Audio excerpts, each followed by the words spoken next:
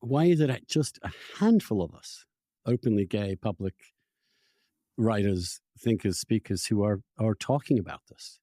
The silence from everyone else is just deafening. It is. Is there anything going on in private? I wonder, are they talking in the groups? Are they talking? Does anybody even have this conversation? Or are they just terrified to talk about it?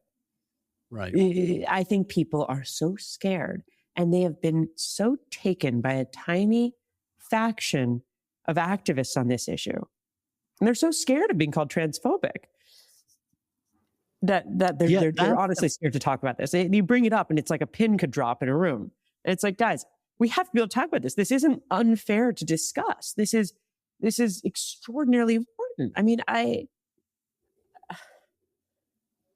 met a kid the other day who walked up to me, and she looks like a lesbian. She's got a little bit of beard stubble, and she says, "Hi, I'm a detransitioner. It's good to meet you." Like, we were at a sort of party, and it was just so striking. I've been hanging out and talking to this girl, I think 19, and she's describing to me just what it meant to be a gender non-conforming little girl who was going to grow up to be a lesbian. And now she went through years of testosterone. She's got stubble. She's got facial changes. I mean, one of the things the activists love to do is say surgery is very rare. Surgery for children is very rare. And it is. It is very rare. What's much less rare is hormones. And I'm sorry, but the change of getting a double mastectomy, let's say, versus putting a young woman on testosterone, the testosterone is a much bigger deal.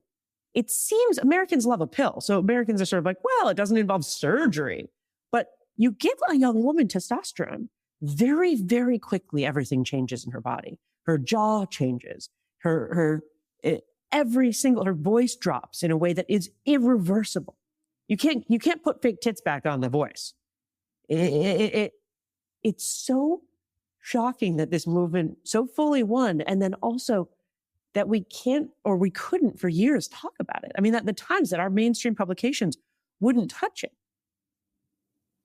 Yeah, it's the hormones structurally change everything in your body. It is the most profound change. It is irreversible. And it is, as someone who's had some testosterone therapy, just a tiny little glimpse into this, it is structurally so profound.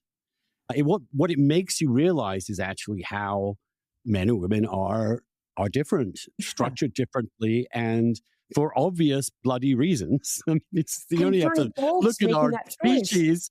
It's just reproductive system.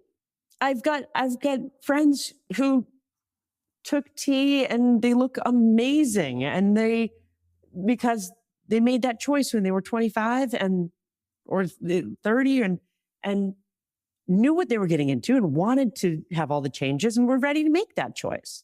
And God bless. Absolutely. And they just most of them, sane ones, are not pretending that a 9-year-old has the same capacity to make that choice. I think that part of it is, it goes back to what we started talking about with the straight people kind of getting involved in gay life or thinking they're queer. I think that anyone who's actually gay knows that, honestly, there's some changes that happen. I.e., I dated girls in college who then went on to marry men and have happy, straight, heterosexual lives. People change their mind. A gay person goes straight. A straight person goes gay. It's not like set in stone always for everyone. And so if you've been in the community for a while, you know that. And I think with some of the trans youth medical conversation, there's this idea that it's like born this way. And so if a kid at 14 says they're trans, they know it and they're trans forever.